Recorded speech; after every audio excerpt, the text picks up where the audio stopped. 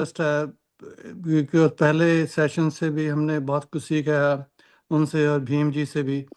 तो अभी जो उपनिषद का जो है ये थोड़ा डीपर सब्जेक्ट है, तो मैंने कई बार इसको पढ़ने की कोशिश की है, लेकिन आई थिंक जो एक्सप्लेनेशन अभी ब्रिज जी देंगे उससे definitely I think will all benefit from it. So इससे साथ ही मैं ब्रिज से प्रार्थना करता हूँ कि आज का जो सेशन है वो स्टार्ट करें। थैंक यू ब्रिज जी।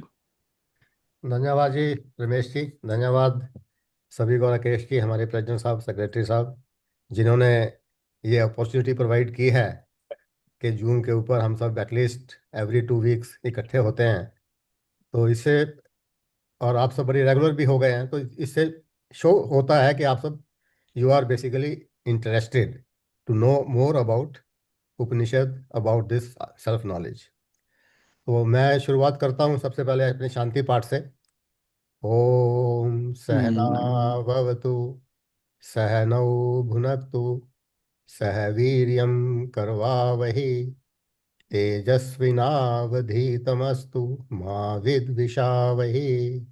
ओम शांति शांति शांति शांति। शांति। आप सब मस्ट बी वंडरिंग कि शांति पाठ तो ये नहीं है। आप तो दूसरे शांति पाठ को जानते हैं कि ये कौन सा शांति पाठ है। ये शांति पाठ एक्चुअली क्या है कि हर उपनिषद में एक शांति पाठ है। यह है जो शांति पाठ जो मैंने अभी रिसाइट किया है, वो कठ उपनिषद से लिया गया है। और ये पर्टिकुलरली चांट किया जाता है व्हेन एक एक गुरु, जब गुरु अपने शिष्यों को ये शिक्षा देना शुरू करता है, तो उससे पहले ये शांति पाठ चांट किया जाता है। इसका जो मतलब थोड़ा सा मैं आपको बता देता हूँ शुरू में ही। इसका है बेसिकली ओम सहना भवतु। हे भगवान, मे the supreme Lord protect us both, mean the teacher and the disciples. So may the Supreme Lord, Om is for the Supreme Lord, Sahana Vavtu, protect us both, the teacher and the disciple. Protect the who is giving the teaching and who are listening to this. So protect us both. Now protect from what?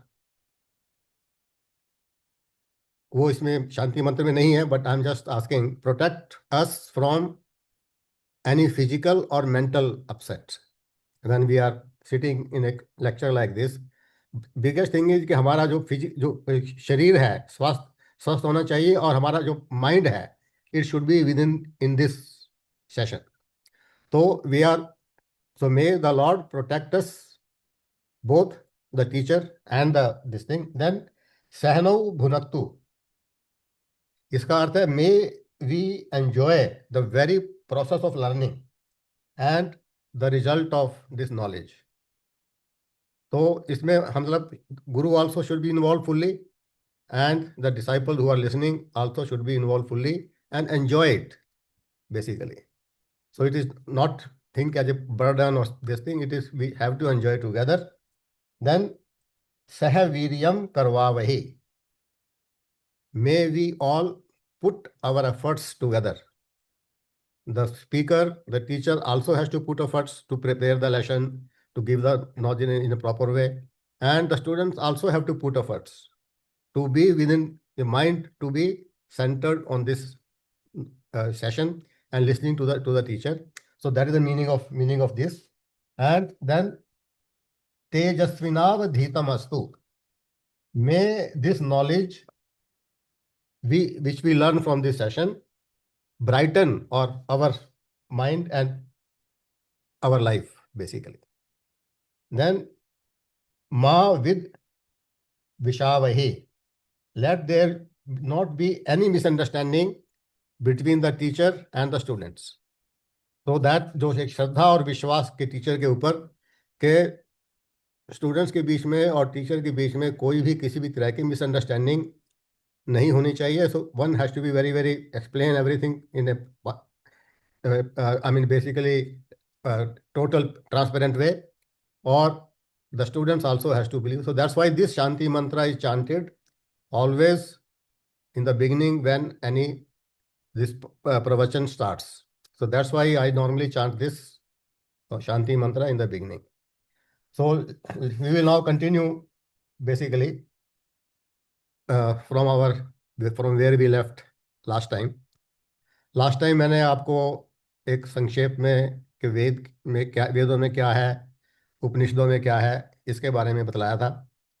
उसके बाद जो हमारे और जो ग्रंथ हैं, एक पुराण है जो 18 पुराण है।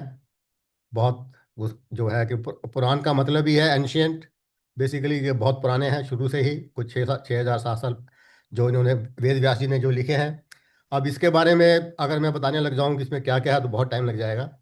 तो I will just skip through के इनमें क्या क्या है, बट उनके मैं नाम पढ़ देता हूँ आपके सामने कि कौन कौन से जो है कि पुराण यहाँ पर अवेलेबल हैं। सबसे पहला है ब्रह्म पुराण। ये सबसे जिसमें बेसिकली जो सृष्टि कैसे उत्पन्न हुई इसके बारे में लिखा हुआ है। दूसरा है पद्म पुराण। फिर है विष्णु विष्णु पुराण। देन देयर इज ए वायु पुराण। फिर है भागवत पुराण। अब भागवत पुराण तो बड़ा फेमस है। I think every year there are various 1 week session goes on in Bhagavata Purana, जिसमें पूरे जो 10 अवतार की कथा वगैरह है। उसके बाद है नारद पुराण जो भक्ति के ऊपर है। मार्कंडेय पुराण है नंबर 7। नंबर 8 है अग्नि पुराण। फिर है भविष्य पुराण। ये भविष्य पुराण जो है इसमें आज से देखो 6-7 हज़ार साल पहले जब ये लिखे गए थे, भविष्य की जो घटनाएं होने वाली हैं उसके बारे में लिखा हुआ है, जिसमें आपको मौर्य वंश, ये आपका जो के ये मुगलों का शासन आएगा, विक्टोरिया का भी इसमें जिक्र किया हुआ है। So all this has been predicted even at that time which is in this Purana. Then we have Brahma Vaivarta पुराण। फिर है लिंग पुराण जो शिव जी के ऊपर है बेसिकली। फिर है वराह पुराण जो वराह अवतार था भगवान भगवान का, उसके ऊपर है। फिर है स्कंद पुराण। देन वामन पुराण जो भगवान के वामन अवतार के ऊपर है। फिर है कूर्मा पुराण जो भगवान का कूर्मा अवतार था उसके ऊपर है। फिर है मत्स्य पुराण, ये जो भगवान का मत्स्य अवतार था उसके ऊपर है। और नंबर 17 है गरुड़ पुराण। गरुड़ पुराण भी आपने सुना होगा। ये नॉर्मली जब मृत्यु के पश्चात उसका गरुड़ इसका पाठ किया जाता है 10 10 दिन के लिए। और नॉर्मली ये जो है कि घर में रखा नहीं जाता या पढ़ाया नहीं जाता। ये जो पंडित जो लोग हैं वो मृत्यु के बाद ही इसको पढ़ते हैं। इसमें मृत्यु के बाद जो आत्मा की क्या जर्नी रहती है उसके बारे में विवरण है। और लास्ट जो पुराण है वो है ब्रह्मांड पुराण। इस प्रकार से 18 पुराण है, बहुत वॉल्यूमिनियस पुराण है। और इनको मेरे ख्याल में पढ़ने के लिए it will take long long time to read. मैंने भी नहीं पढ़े हैं, सिर्फ इनका इसमें क्या क्या है उसके बारे में थोड़ा सा मेरे पास विवरण है। तो ये जो हमारे ग्रंथ हैं इसका मैंने आपको संक्षेप में बतलाया कि कितने ग्रंथ हमारे पास हैं। पर उसमें से सबसे जो इम्पोर्टेंट है बेसिकली गीता ही है, कि गीता में इन सब का सार है। तो इन सब ग्रंथों को पढ़ना, इवन उपनिषद जो 18 उपनिषद हैं उसमें से जो ओरिजिनल उपनिषद हैं संस्कृत में है, और संस्कृत भी उनकी बहुत ही डिफिकल्ट है, not as easy as in Gita to understand the meaning of those. So that's why के उपनिषद उनका जो उनका जो मीनिंग है समझने के लिए you need some teacher, you need even by reading this translatory books you will not be able to understand completely what is the meaning hidden in that. तो जब जब मैं बीच में रेफरेंस दूंगा इसका उपनिषद का, क्योंकि उपनिषद को सभी उपनिषद 1 बाय 1 लेकर कोई का फायदा नहीं है, तो मैं आपको उसमें जो एक जिस सीक्वेंस में ये जो नॉलेज है ये ताकि आपके समझ में आ जाए, मैं उस सीक्वेंस में आपको इसको सेशन को दूंगा, in a particular sequence of giving the knowledge. तो बेसिकली जितने भी हमारे ग्रंथ हैं उसमें वो उनके 4 सिद्धांत हैं, हमारे जो वैदिक ग्रंथ हैं, और उनको 4 सिद्धांतों को कहा जाता है अनुबंध चतुष्टय। हर एक ग्रंथ के अंदर जो उसका क्या है, एक तो उसका विषय क्या है, और अधिकारी हु इज द अधिकारी eligible for gaining that knowledge. Third is कि उसका प्रयोजन, उसका पर्पज क्या है, उद्देश्य क्या है उसका। एंड फोर्थ इज के उसका जो परिणाम है और जो जो उसको पढ़ रहा है उसका आपस में क्या संबंध है। तो कैवल्य उपनिषद में एक मंत्र है जो शुरू शुरू में ही आता है, जो आश्वलायन ऋषि ने ब्रह्मा जी से पूछा था। वो दैट जो कैवल्य उपनिषद है वो आश्वलायन ऋषि और ब्रह्मा जी के बीच का संवाद है। तो वो जो प्रश्न पूछा था वो यही है, अधिहि भगवन ब्रह्म विद्यायाम वरिष्ठा सदा सद्भि सेव्यानाम निगूढ़ाम यया चिरत सर्व पापम व्यापोध्य प्रात्परम पुरुषम उपैति विद्वान। इसका सिर्फ अर्थ यह है, हे भगवन, भगवन अधिहि भगवन, हे भगवन, मुझे उस सर्वश्रेष्ठ, इसमें वर्ड यूज किया गया वरिष्ठ, वरिष्ठ का अर्थ है सर्वश्रेष्ठ, मुझे उस सर्वश्रेष्ठ अत्यंत सूक्ष्म या गोपनीय, जो वर्ड है इसके लिए निगूढ़, जो एक बड़ा बहुत ही निगूढ़, ये गूढ़ विषय है जो गोपनीय भी है और सूक्ष्म भी है, उस ब्रह्म विद्या का, ब्रह्म विद्यायाम लिखा ना इसमें, तो उस ब्रह्म विद्या का मुझे उपदेश प्रदान करें, जिसकी कामना सदा सज्जन पुरुष करते हैं, सदा सद्भि सेव्या नाम, जिसकी कामना सदा सज्जन पुरुष करते हैं, और जो इस विद्या को जानकर जो विद्वान पुरुष हैं वो समस्त पापों से मुक्त होकर और उस श्रेष्ठ से भी श्रेष्ठ परात्परम, जो श्रेष्ठ से भी श्रेष्ठ परम पुरुष परमात्मा है उसको प्राप्त कर लेते हैं, पुरुषम उपैति। तो इसमें ये जो चारों जो मैंने आपको बताए थे जो स्तंभ हैं, इस मंत्र में उन चारों स्तंभों का वर्णन है। जो विषय है, विषय क्या है? ब्रह्म विद्या। इसका जो सभी उपनिषद हैं, जितने भी वैदिक ग्रंथ हैं, सबका विषय है ब्रह्म विद्या, कि ब्रह्म विद्या देनी है, उसके बारे में विषय है। और उसका अधिकारी कौन है? Who is qualified to receive that knowledge. जो भी डिसाइपल गुरु के पास आता है तो पहले गुरु गुरु उसकी परीक्षा लेते हैं कि वेदर ही इज क्वालिफाइड और नॉट। तो हु इज क्वालिफाइड, उसका अधिकारी कौन है? इसमें अधिकारी कौन है यहाँ इस मंत्र में? क्या कौन है? सज्जन पुरुष हैं, जो नेक और गुणी हैं, जिनमें गुण है, जो सज्जन है, वो उसके अधिकारी के लिए बोला गया है। फिर इसका प्रयोजन क्या है? What is the purpose of giving this knowledge? When I am giving some knowledge, I have a purpose, that this knowledge will bring you what? This knowledge will bring you, जो इस मंत्र में बोला गया है, सभी पापों से मुक्ति और परमात्मा की प्राप्ति। तो ये पर्पज है बेसिकली। एवरी उपनिषद, एवरी ग्रंथ जो है इस पर्पज से दिए गए हैं। और जो संबंध है बेसिकली कि जो ब्रह्म विद्या में आप जो उसका इसका विषय है, उसका आपसे क्या संबंध है, वो है कि this is basically about you, it is knowledge of the self, स्वयं के बारे में नॉलेज। तो ये जो चार स्तंभ हैं हर ग्रंथ के, वो ये है, और इसको अनुबंध चतुष्टय के नाम से कहा गया है। ये भी, इसके लिए भी अलग से मंत्र हैं किसी इसमें उपनिषद में जो अलग से हैं, तो उसको मैं डिटेल में नहीं जाऊंगा, पर मैं आपको संक्षेप में बता दूं कि चार स्तंभ हैं हर ग्रंथ के, जिसका पर्पज ताकि आपको समझ में आ जाए। और अब फिर ये जो ज्ञान जो आपको ब्रह्म विद्या ज्ञान क्या है, ये ज्ञान प्राप्त करने के बाद आपको कुछ और प्राप्त ज्ञान प्राप्त करने की इच्छा नहीं रहती, कोई प्राप्त करने योग्य नहीं रहता। आप जब भी कुछ, जैसे आपने केमिकल इंजीनियरिंग की, आपको केमिकल इंजीनियरिंग करने के बाद भी आपको फिर मेहनत करनी पड़ती है किसी भी पर्टिकुलर सब्जेक्ट में, या आपको एम टेक करेंगे या पीएचडी करेंगे, तो you have to do more and more efforts to gain more and more knowledge about that subject. और आप अगर मान लो किसी ऐसे स्थान के कैलाश पर्वत के बारे में कोई आपको अपना अनुभव बताता है, तो पर वो आपको इतना इतना आनंद नहीं आएगा जब तक आप खुद वहां जाकर देख देख नहीं लेंगे। तो आपको उसके लिए फिर मेहनत करनी पड़ती है। You have to always do some more efforts to really enjoy that knowledge, और उसका अनुभव प्राप्त करने के लिए।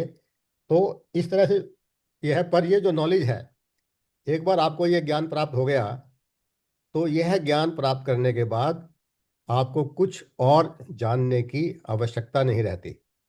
एक छोटा सा एग्जाम्पल, जैसे मैं कई बार, इसमें ये भी उपनिषदों में से ही लिया गया है, मेरा अपना नहीं है, कि जैसे आपके पास कोई एक कीमती हीरे हीरे की अंगूठी थी, और आपने डाली हुई थी उंगली में, और आपने उसको एक किसी भी काम के लिए आप गए थे, तो आपने वो अंगूठी अपनी उंगली से निकाली, और कहीं जेब में डाली और आप उसको भूल गए कि मैंने कहाँ कहाँ रखी है, आप उसको ढूंढ रहे हैं हर जगह, तो बड़े परेशान हैं, मेरी इतनी महंगी अंगूठी थी, चली गई, कहाँ कहाँ गुम हो गई।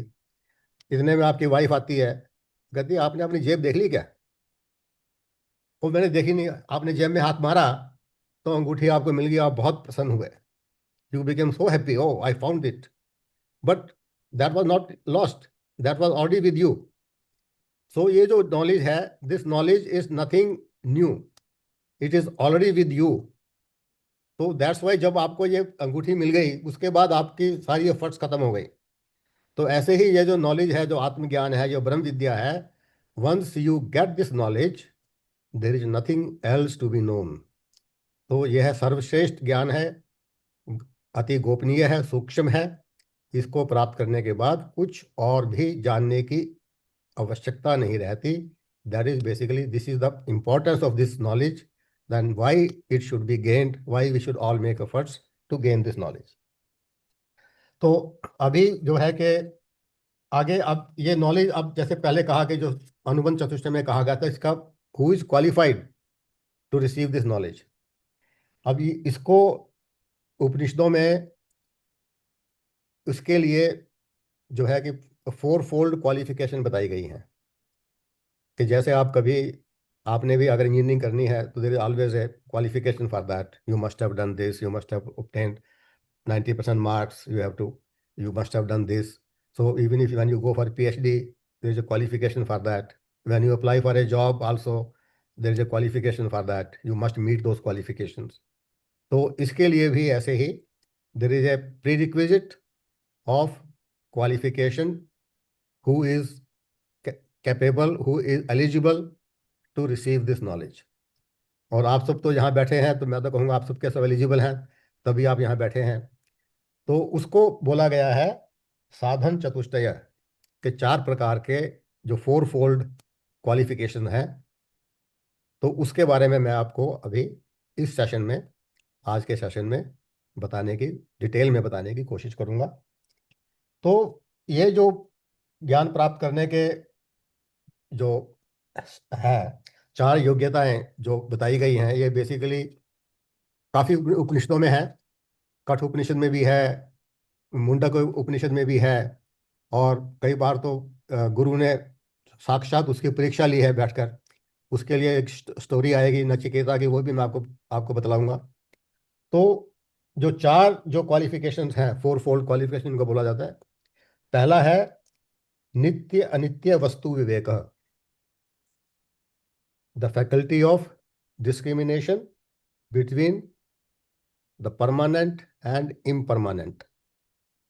We will go into detail of this in later.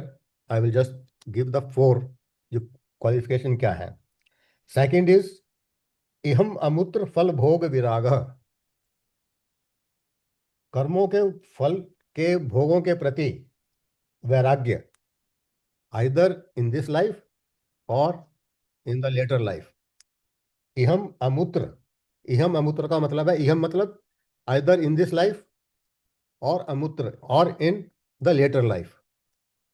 तो कर्म फल के भोगों के प्रति वैराग्य, तो दूसरा बेसिकली क्वालिफिकेशन है वैराग का होना, वैराग्य का होना। पर वैराग्य जो है डिफाइन किया गया है कर्म फल के भोगों के प्रति, आइदर इन दिस लाइफ और in the next life. I am repeating again this because in this life और इन द नेक्स्ट लाइफ, तो उसके प्रति, इन सब के प्रति जो वैराग्य है, that's why it is very important qualification. Third है शम आदि षटक संपत्ति। अब इसमें जो है बेसिकली इस नंबर 3 क्वालिफिकेशन में देर आर 6 सब क्वालिफिकेशन अगेन। षटक संपत्ति, and they are called the wealth, the treasure basically. तो जो शम से शुरू होती हैं, तो शम से शुरू होने वाली 6 जो डिसिप्लिन है, दे आर कॉल्ड डिसिप्लिन और treasures. These are basically the art of living, जो किताब में बताया गया है सारा का सारा। तो that is the third qualification. इसमें 6 कौन कौन सी आती हैं वो मैं बतलाऊंगा डिटेल में। इसमें 6 है बेसिकली, शमय है, फिर दम है, उपरमः, तितीक्षा, श्रद्धा एंड समाधानम, इन सब का मैं विस्तार से आपको वर्णन करूंगा। जो चौथी है, जो मोस्ट इंपॉर्टेंट है, मुमुक्षुत्वम च इति, और मुमुक्षुत्वम, burning desire, yearning, burning desire for liberation, for moksha, liberation from दुखास। So there has to be desire, burning desire. जैसे आप लोग अपना समय निकालकर यहाँ बैठे हैं, so all of you are basically mumukshu, all of you are wanting to get liberation from all your sorrows. So that is the fourth qualification. In fact, this is the top, should be the topmost, but this, unless you have this qualification, you will not even come over here. तो इस तरह से जो है कि ये चार बतलाए गए हैं। इसमें से जो पहली जो जो तीन है, not first, second and fourth, ये कर्म योग से जो है कि आपको प्राप्त हो सकती है। when you once you are doing your duty, doing your in your life, all your works, all your duties as a, I mean, background of karma yoga, you can be get this qualification slowly. You have to do a lot of practice for that. It's not that this thing. Then जो number 3 है, ये बिना भक्ति के नहीं develop हो सकती। तो बेसिकली क्या है कि कर्म योग और भक्ति योग, जो गीता में भी इन्हीं दो मार्गों का वर्णन किया गया है, कि कर्म योग और भक्ति योग के मार्ग द्वारा ही आप इन क्वालिफिकेशंस को प्राप्त कर सकते हैं, and then you get qualified to gain this knowledge. अब ये चार क्वालिफिकेशन, तो अब प्रश्न उठेगा, यार 4 क्वालिफिकेशन तो मेरे पास, तो आई डोंट हैव वैराग्य, आई डोंट हैव शमः दमः, या जो भी अभी आएगा, देन कैसे, then how, then I am not qualified, मन में प्रश्न उठेगा। पर ये जरूरी नहीं है कि आप में ये क्वालिफिकेशन शुरू में ही हो। Main is that you have to have a desire for liberation, and this, once you have the desire and start reading the scriptures, start listening to these discourses by the guru, you will, by practicing this in your life, you will develop these qualities within you slowly and steadily।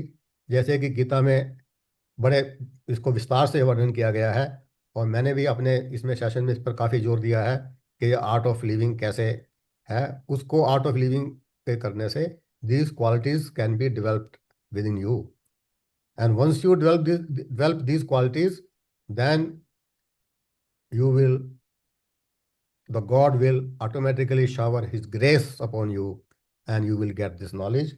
So otherwise, if you don't practice it, it will remain as an academic interest. अगर आप, जैसे आपका purpose अभी, हाँ ठीक है जी, हमें scripture के बारे में पता लग गया, हमने देख लिया हाँ उपनिषद में क्या है, एज ए एकेडमिक इंटरेस्ट आपने जान लिया, तो उससे आपको ये ज्ञान प्राप्त नहीं होगा। You have to practice it. इसको आपको अनुभव करना पड़ेगा, प्रैक्टिस करना पड़ेगा, अपना जीवन का व्यवहार चेंज करना पड़ेगा, तभी आप उसके लिए क्वालिफाई होंगे। तो सिर्फ पढ़कर, गीता पढ़कर या उपनिषद पढ़कर आपको समझे कि मैंने पता, हाँ इस उपनिषद में क्या है, इस पुराण में क्या है, ऐसे you don't get, you can not get this knowledge like this. So you have to have a proper practice, अपने जीवन का व्यवहार में इसको लाना पड़ेगा। Only then you get qualified to gain this knowledge. So this is the sadhan chatushtaya. और इसके पश्चात अभी हम one by one I will take in detail these qualifications, और मैं जब इसको एक्सप्लेन करूंगा आपको लग जाएगा यही ज्ञान कितना इम्पोर्टेंट है जानना इसके बारे में। तो जो सबसे पहला जो क्वालिफिकेशन है वो है विवेक। विवेक, आप सब जानते होंगे विवेक क्या है। It's basically a faculty of discrimination. Vivek, every human being has this faculty, and this because we are all given the intellect, the बुद्धि।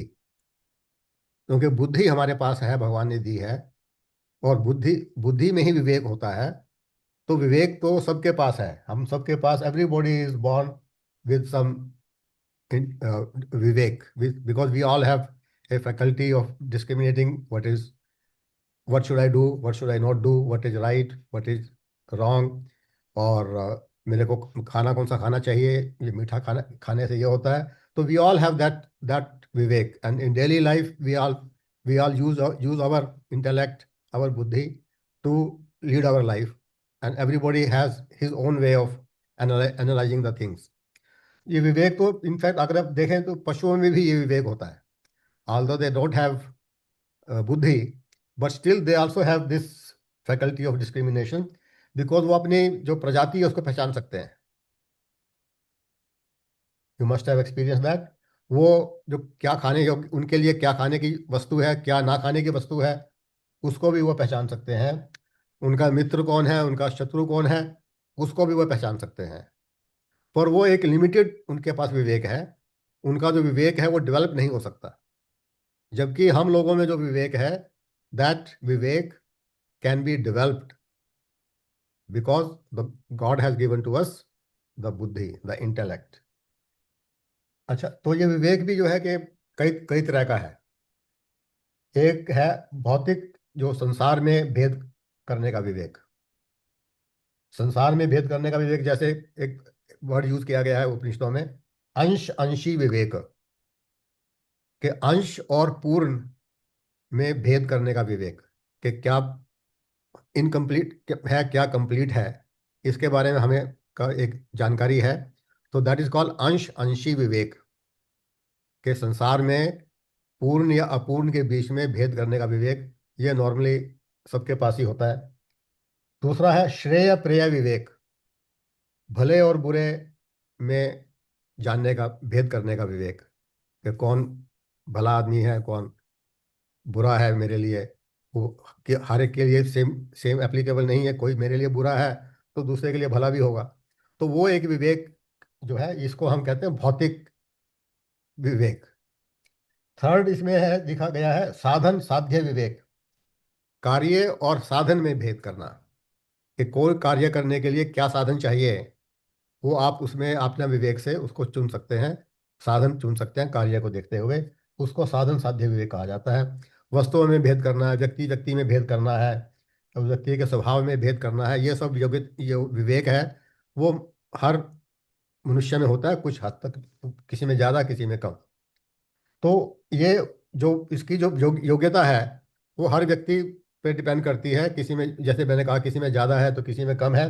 पर इसको आप डेवलप कर सकते हैं अपनी बुद्धि के द्वारा. जैसे आपने वो इसको, न्यूटन ने देखा कि सेब गिरा और वो चलाया, और जो है कि सेब गिर गया. उसको उसने लॉ ऑफ ग्रेविटेशन जो है वो डिस्कवर कर लिया. अब सेब तो गिर रहा था जमानों से, सबके सब देखते भी होंगे, but nobody use that sort of his viveka, कि उसने एक ये इतना बड़ा एक आविष्कार कर दिया, that he became a great scientist. तो दैट सॉर्ट ऑफ विवेक जो है, एवरीबॉडी कैन डेवलप दैट, पर उसको यूज, अपनी बुद्धि को यूज करने की आवश्यकता है. So that's why we have to use our intellect to develop this vivek. So that was basically the भौतिक भाव से, कि भौतिक दृष्टि से विवेक किस प्रकार का होता है. यहाँ पर एक और जो विवेक की हम बात कर रहे हैं, वो है आध्यात्मिक दृष्टि से विवेक क्या होता है. आध्यात्मिक दृष्टि से जो वेदों में जिसकी विवेक की बात की गई है, जैसे मैंने कहा था पहले, नित्य अनित्य वस्तु विवेक, इसके अंदर कई कैटेगरी आ जाती हैं. धर्म और अधर्म के बीच में भेद करना, कि क्या धर्म है और क्या अधर्म है. सत्य और असत्य के बीच में भेद करना. नित्य और अनित्य, कि क्या परमानेंट है, क्या इम्परमानेंट है. इसका एक दूसरा जो मीनिंग है, जो वेदों में, उपनिषदों में दिया गया है, आत्मा और अनात्मा में भेद करने का विवेक. तो हम जो विवेक की बात कर रहे हैं यहाँ पर, वो इस विवेक की बात कर रहे हैं, that we have to have this faculty of discrimination between what is dharma, what is adharma, what is satya, what is asatya, what is nitya, what is anitya, और व्हाट इज आत्मा और व्हाट इज अनात्मा. तो ये जो क्षमता है, ये बेसिकली इसके बारे में जो विवेक है, हम इसकी जो है कि बात कर रहे हैं. और यही विवेक हमें इस ब्रह्म विद्या को प्राप्त करने के लिए, आत्मज्ञान प्राप्त करने के लिए या ईश्वर प्राप्ति के लिए इस प्रकार का जो विवेक है वो बहुत ही आवश्यक है। तो हमारे जो नॉर्मली हम जब भी कोई कार्य करते हैं, हमारी एक उसके पीछे एक इच्छा होती है कि हमें उसका क्या परिणाम मिलेगा। आप नौकरी भी जब बदलते हैं तो you always have a desire, oh ये नौकरी मैं कर लूँगा तो हो सकता है मेरी सारी सारी जो रिक्वायरमेंट्स हैं पूरी हो जाएंगी, मुझे कोई धन की कमी नहीं होगी, मेरा परिवार का पालन पोषण अच्छी तरह से हो जाएगा। पर आप ये सब जानते हैं कि वो सब चीज़ें अस्थाई हैं, वो आपके पास स्थायी नहीं रहती हैं। आपने जॉब चेंज कर ली, फिर आपका मन कुछ टाइम बाद सोचेगा अरे यार अब दूसरी जॉब कर लेते हैं या कुछ और आगे का लेवल प्राप्त कर लेते हैं। तो these are all impermanent. Whatever progress you make in your life, I mean, from materialistic point of view, that all is impermanent, which will not stay with you forever. So that's why you must know कि मेरे को किसके लिए कोशिश करना है। If you are always looking for or going after these impermanent things, but you have to know that these are all impermanent. I have to go look for the permanent happiness या permanent thing which will is everlasting. तो इसलिए इसको हम नित्य और अनित्य और इसके बारे में भेद का बात कर रहे हैं। तो एक जो इसलिए कहा गया कि अयम एव नित्य अनित्य वस्तु विवेक, तो नित्य और अनित्य में भेद करने का जो विवेक है, यही एक इसका जो ज्ञान है कि आपको ये भी पता होना चाहिए कि क्या नित्य है और क्या अनित्य है। जब तक आपको ये नहीं पता होगा, इसका ज्ञान नहीं होगा, तो आप ज्ञान प्राप्ति के मार्ग पर आगे नहीं बढ़ सकते। तो बेसिकली नित्य और अनित्य में का जो ज्ञान है कि क्या नित्य है क्या अनित्य है, क्या आत्मा है क्या अनात्मा है, जब तक ये ज्ञान नहीं होगा तो इसका विवेक बहुत ही आवश्यक है। तो इसलिए जो है कि और इसके लिए आपके पास कोई प्रत्यक्ष प्रमाण नहीं है। आपका जो प्रमाण है वो आपके वेद और उपनिषद हैं। तो वेद और उपनिषद जो है ग्रंथ है हमारे यही हैं, और मैं इसके बारे में आपको डिटेल में आगे बताऊंगा कि क्या नित्य है क्या अनित्य है, क्या आत्मा है क्या अनात्मा है, वो अलग चैप्टर में जाऊंगा। तो that's why I am going in sequence one by one.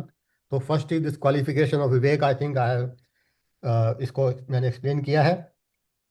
तो अनित्य, और बेसिकली इसको वेदों की भाषा में नित्य अनित्य की बजाय हम बेसिकली आत्मा और अनात्मा में लेके जाते हैं। तो अनित्य क्या है? अनित्य का शाब्दिक अर्थ है कि जो मौजूद नहीं रहता, जो नश्वर है, जो क्षण भंगुर है। जैसे कि ये संसार परिवर्तनशील है, यह हमारे जो सभी वस्तुएं हैं बदल रही हैं, हमारा शरीर भी बदल रहा है, इसका आकार भी बदल रहा है, तो हमारी मनोदशा भी बदल रही है। तो दीज आर ऑल अनित्य, दे आर ऑल इम्परमानेंट। तो परंतु जो एक नित्य है, वो नित्य क्या है? नित्य जैसे अब आएगा कि हमारी जो आत्मा है या जो भगवान है, जो ये है, ये नित्य है, ये परमानेंट है। हमारी जो आत्मा है एक शरीर छोड़कर दूसरा शरीर ले लेती है, तो ये नित्य चलती रहती है। तो इसका जो आत्मा और अनात्मा का है, ये इसका जो भेद है बहुत इम्पोर्टेंट है जानना, और इसको हम विस्तार से बाद में लेंगे। तो विवेक के लिए आज इतना ही मेरे ख्याल में मैंने एक्सप्लेन करना काफ़ी है, और आई होप कि आपको सबको इसका पता भी चल गया होगा, समझ में आ गया होगा कि विवेक, हम किस विवेक की बात कर रहे हैं।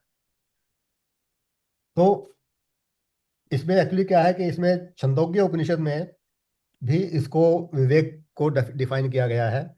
छंदोग्य उपनिषद में इसका जो 8वें अध्याय का एक 6वां श्लोक है, तद्यथेह कर्म जितो लोक है क्षीयता एवमेव मूत्र पुण्य जितो लोक है क्षीयते। कि इस दुनिया में हमारे कर्मों से जो मिलने वाले जो फल हैं सभी खत्म हो जाते हैं। तो जब कर्मों के फल भी खत्म हो जाते हैं, जो हमें स्वर्ग में ले जाने वाले कर्म हैं वो भी अस्थाई हैं। आपने वैदिक अनुष्ठान किए, यज्ञ किया, पुण्य काम किए, दान दिया, तपस्या की, आप स्वर्ग में भी चले गए, पर स्वर्ग का जो भोग है वो भी अस्थाई है। वो इस मंत्र में कहा गया है कि वो भी अनित्य है, वहाँ भी आपको अपने सुख, अपने पुण्यों का फल भोग कर वापिस संसार में आना पड़ता है। तो उसको भी अनित्य कहा गया है। तो इस मंत्र में इसको इसको जो है कि कहा गया है। तो इसलिए जो है कि सुरक्षा की दृष्टि से भी अगर आप कहें कि ये विवेक हमारे लिए बहुत जरूरी है, तो हमें एक्चुअली ये ज्ञान होना होना चाहिए अच्छी तरह से कि क्या हम किस स्थायी वस्तु की ओर, किस स्थायी प्राप्ति के लिए हमें अपना समय जो है, अपनी जो एफर्ट्स हैं वो लगानी लगानी चाहिए। तो एक हंस के पास जो एक जिसे कहते हैं हाईएस्ट क्वालिटी ऑफ विवेक, हंस हंस है। वो हंस जो है वो दूध में से पानी को जो है अलग कर देता है। तो इसलिए हमें इस तरह का विवेक डेवलप करना है कि जो इस संसार में क्या नित्य स्थायी है, क्या नित्य है, क्या अनित्य है, हमें अनित्य को छोड़कर नित्य को चुनना है। That quality, that highest standard of viveka हंस की तरह हमें चाहिए इसके लिए। तो विवेक पर आज इतना ही। उसके बाद जो सेकंड क्वालिटी है वो है विराग। हम विराग भी आज ले सकते हैं। तो ये दूसरी योग्यता है वैराग्य। इसका विराग का है वी प्लस राग, मतलब राग का मतलब होता है मोह, और वी मतलब उससे अलग। तो मोह में वियुक्त न होना, इसको विराग कहा जाता है। और इसका अर्थ यह नहीं है कि हम अपना धन परिवार सब त्याग दें, उसको छोड़कर हम चले जाएं। इसका अर्थ जो है कि ये नहीं है, सिर्फ मोह का त्याग, राग, विराग। इसलिए उसको समझना बहुत आवश्यक है कि कई लोग फिर उसका बच्चों को अगर बतलाएंगे, उसका कई बार गलत असर भी पड़ सकता है। तो वे लोग जो है कि अपना चलो जी घर छोड़ देते हैं, क्या क्या क्या करना है। तो ये तो जो है कि एक क्वालिफिकेशन है, विराग जो है कि होना चाहिए। तो ये सिर्फ मोह का त्याग है बेसिकली। तो इसको तत्वबोध एक पुस्तक है जो आदिगुरु शंकराचार्य जी ने लिखी है। उसमें इसका जो डिस्क्रिप्शन है विराग का, इस प्रकार किया गया है। यह स्वर्ग भोगेशु इच्छा रा अहित्यम, जिसका मतलब है the absence of desire for enjoyments और the fruit of actions in this world और इन हेवन। तो आपके absence of desire to have the enjoyment और pleasure of your sense organs either in this world और in the haven, कि स्वर्ग प्राप्ति के लिए या इसी जीवन में आप एंजॉय करना चाहते हैं, इनके सब के प्रति आपकी डिजायर नहीं होनी चाहिए। दिस इज द बेसिकली जो वैराग है।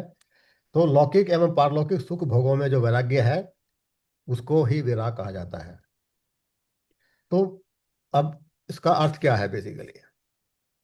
इसका अर्थ ये नहीं है कि आप सुख सुख वगैरह ना भोगें या ना करें। तो यह कि मन का उदासीन ना होना। आपको कोई आपकी इच्छित वस्तु मिल जाए तो खुशी नहीं होना, अगर कोई वस्तु ना मिले तो मन को उदास नहीं होना चाहिए।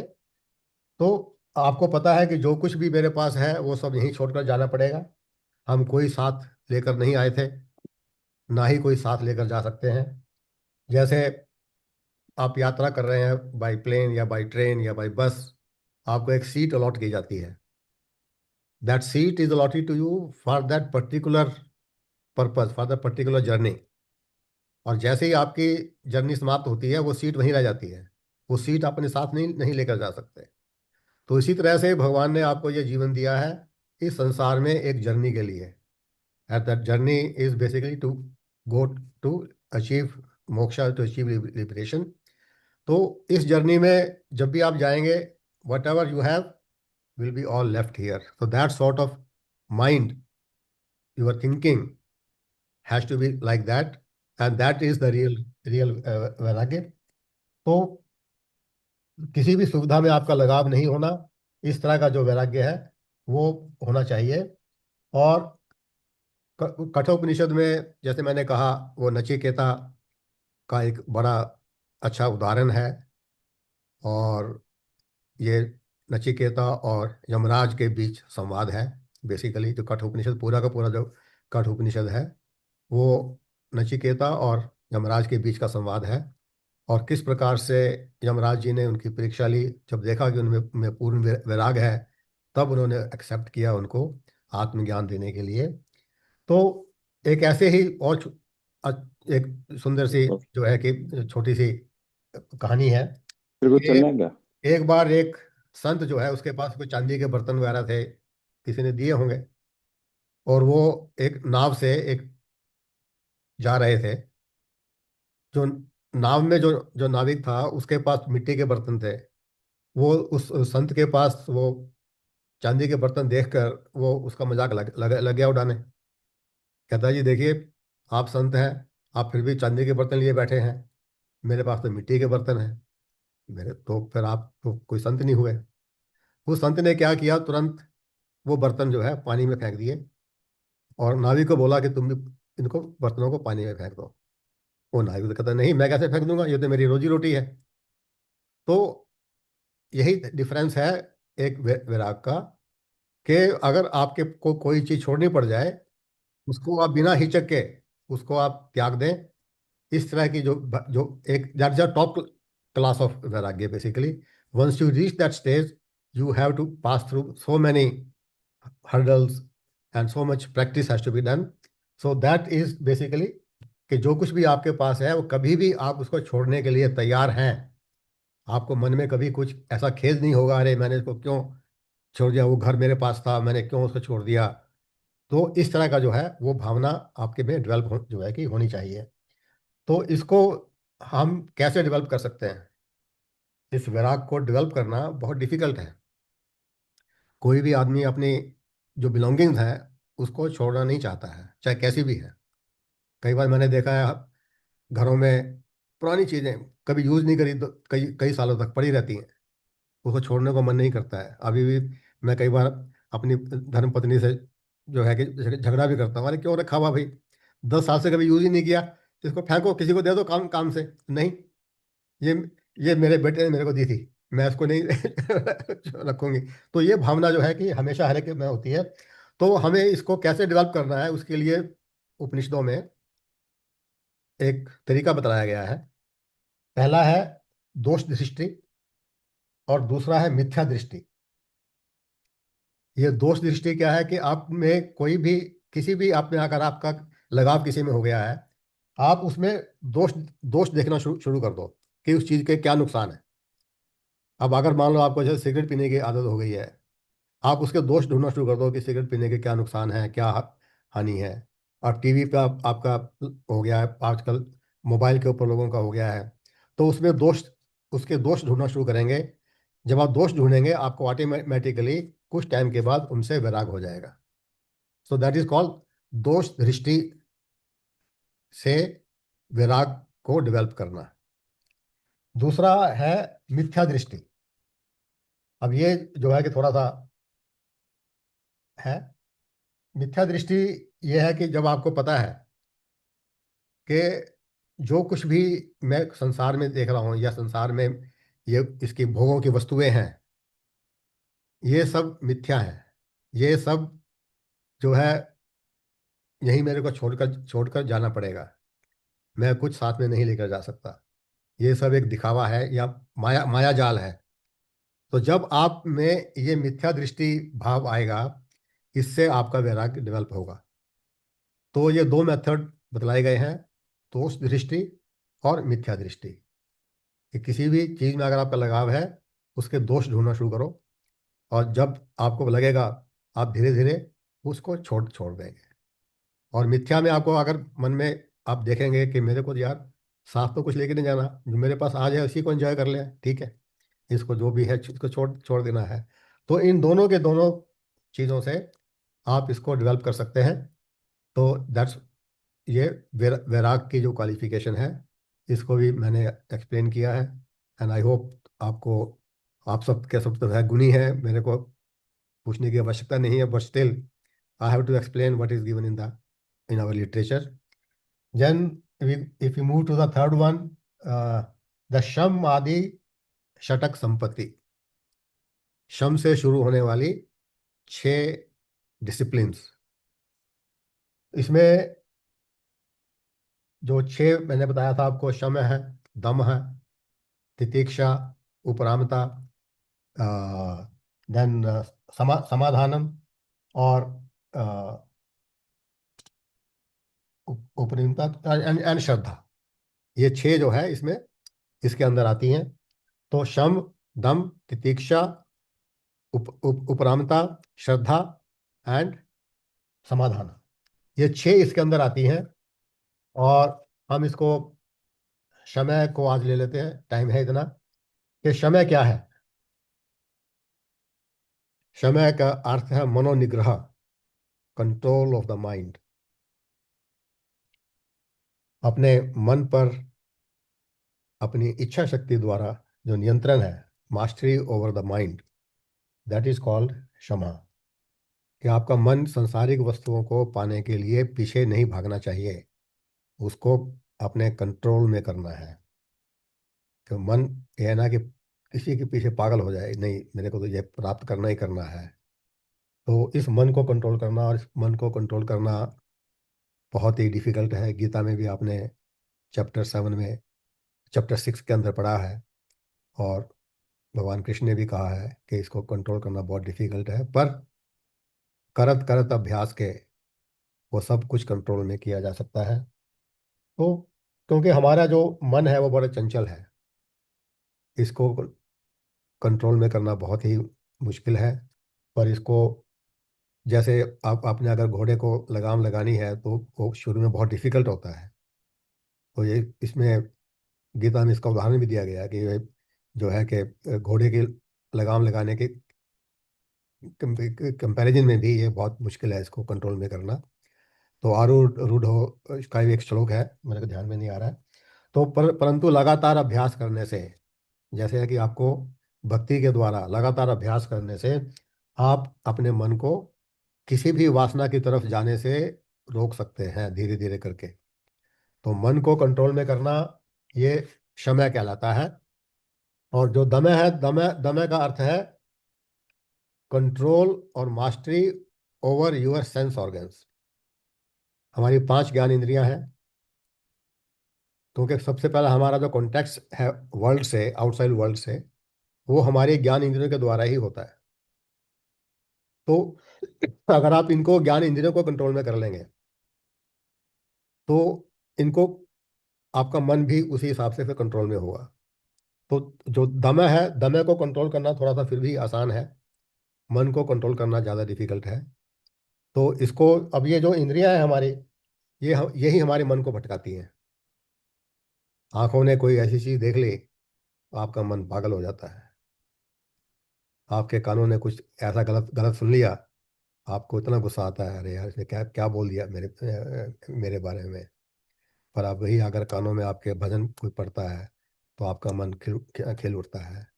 तो ये जो इंद्रियां हैं, ये इसको जो है कि कहते हैं, इसको भी जो है घोड़े के लगाम की तरह थाम के रखो, रखिए इनको भी।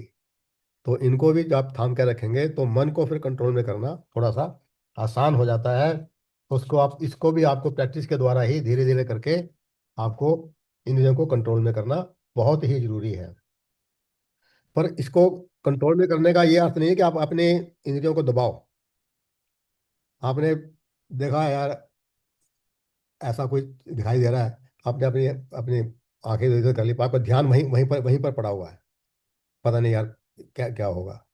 तो वो जो है कि फिर उससे आप ये, वो नहीं है कि आपको इंद्रियों को दबाना नहीं है, उनको कंट्रोल में करना है बाय यूजिंग योर विवेक। तो this is basically how you have to control your sense organs. ये यहाँ तक है। इसके बाद जो है उपरमता और वगैरह, ये हम नेक्स्ट सेशन में लेंगे। तो आज मैं यहीं पर अपना जो लेक्चर है वो समाप्त करता हूँ। इसमें मैं हर लेक्चर के बाद ना कुछ थोड़े एक दो प्रश्न आपसे पूछा करूँगा, अगर जो है कि ताकि थोड़ा सा पता लगे कि आप लोगों ने कितना ध्यान ध्यान दिया है। तो वैसे मैंने इसके बारे में बताया नहीं है। जो भी हम शांति पाठ करते हैं तो ओम शांति शांति शांति 3 बार बोला जाता है। इसका सिग्निफिकेंस क्या है, 3 बार शांति शांति बोलने का क्या सिग्निफिकेंस है? आप में से कोई अगर बताना चाहे तो प्लीज अपना अनम्यूट करके बता सकते हैं। जिसको, कौन कौन बताना चाहेगा कि इस हम 3 बार शांति शांति क्यों बोलते हैं? देवेंद्र जी, आप बताना चाहेंगे? देवेंद्र जी, आप अनुभव अगर आप बताना चाहेंगे कौन के 3 बार नहीं, क्यों? आप ही बताइए जी, 3 बार क्यों बोलते हैं शांति? नहीं अभी ठीक तो है। हम अभी तो हम शांति की तलाश में है ना, तो शांति, पहली शांति मिलेगी तो वही बहुत अच्छा है। 3 मिलेंगी तो बड़ा मुश्किल है ना उनको, फिर विराग की तरफ जाना पड़ेगा जो आपने बताया। नहीं तो भी नहीं जैसे एवरी है ना, टाइम शांति, यू नो। नहीं इसी को मैं क्यों पूछ रहा हूँ कि विवेक ऐसे ही डेवलप होगा। I have a purpose of asking this question is because जब तक वो आपके मन में ये क्वेश्चन पूछने की भावना नहीं होगी, यार बार बार शांति शांति शांति 3 बार क्यों बोला जाता है? वाई नॉट अब जस्ट से बता, ओम शांति? आप पहले बता दीजिए, फिर बात शुरू नहीं कीजिए ना। आप मैं पहले दिन बता एग्जाम लेना शुरू कर दिया तो फिर तो बहुत एनीवे, तो बेसिकली क्या है, हम जो 3 बार जो शांति शांति बोलते हैं, दैट वो बेसिकली दैहिक, दैविक और भौतिक तीनों पे आती है। हैं। दैहिक, दैविक और भौतिक। बिल्कुल बिल्कुल सही भीम जी ने बोला है। इसी को इसी को उपनिषदों में एक अलग वर्ड यूज किया गया है, that I am seeking peace from 3 disturbances. वो 3 डिस्टर्बेंसेस क्या है? Seen, unseen and from within yourself. There are 3 types of disturbances. Seen, what you can see, you know something, कोई विपत्ति मेरे ऊपर आने वाली है, आपको पता है सामने से कुछ एक कार आ रही है और मैं यहाँ खड़ा हूँ, मेरे को पता है विपत्ति आने वाली है। तो ऐसे ही जो उसको बोलते हैं सीन, जो विपदा है, उससे मैं अपने आप को पीस सीख कर रहा हूँ। एक है अनसीन, आपको पता नहीं है, जिसे बिना जाने, एक ऐसे ही थोड़ा सा एग्जांपल मैं दे रहा हूँ। 1975 में मैं जब बीएल में काम करता था, हिंदुस्तान टाइम हाउस बिल्डिंग में, तो लंच करने के बाद नीचे घूमने के लिए निकल जाते थे। तो वहाँ हम 3-4 लोग इकट्ठे चल रहे हैं और वहाँ पेड़ पूड़ हैं लगे हुए। तो हम चल रहे हैं, एक सडनली पेड़ के ऊपर से कोई टहनी आ गई, मेरे सिर के ऊपर ऐसे सीधी गिरी। सब बाकी सब जा रहे हैं, मेरे सिर के ऊपर गिरी। अनसीन विपदा बेसिकली। उससे ठीक है, बल चोट लगी जो भी है, बट मतलब I seek protection from such unseen जो विपत्ति है, उससे भी मैं I am seeking the peace. Third is within yourself. Within yourself means आपका मन चंचल है, आपका मन में उबाल उठ रहा है, अरे यार ये कैसे हो गया, उसने मेरे को ये क्यों बोल दिया। इस तरह से आपका मन बड़ा, एक आपका बीपी बढ़ जाता है, आपको गुस्सा आ जाता है।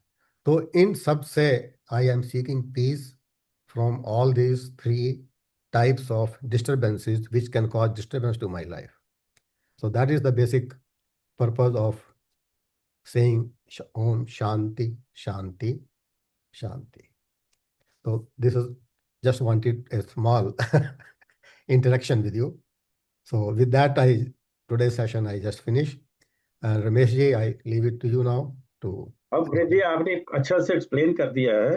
2-3 एपिसोड के बाद फिर आप पूछना कि हम 3 बार शांति क्यों कहते हैं। हम जवाब दे देंगे तो इसका मतलब हमको समझ आ गई है, समझाइए ना। नहीं, सेन, नहीं। Sen, unseen and with in.